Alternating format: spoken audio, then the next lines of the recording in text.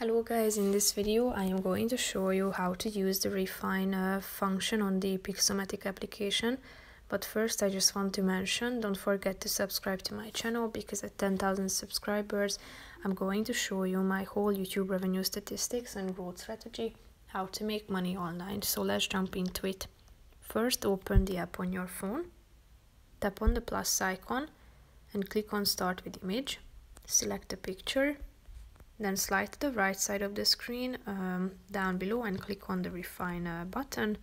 Here you can select the size, strength and opacity of your brush by the help of this slide, so feel free to adjust it and customize it. You can use this brush icon and also the eraser and brush over the areas that you want to get rid of,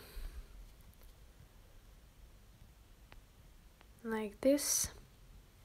For example, if you want to get rid of the background, that's how you can do it. You can also smoothen it by tapping on the smooth button by the help of this slide down below. If you are done with it, click on the check mark icon in the upper right corner of the screen and then you will be able to save it. That's pretty much it for this video, guys. See you in the next one. Bye bye.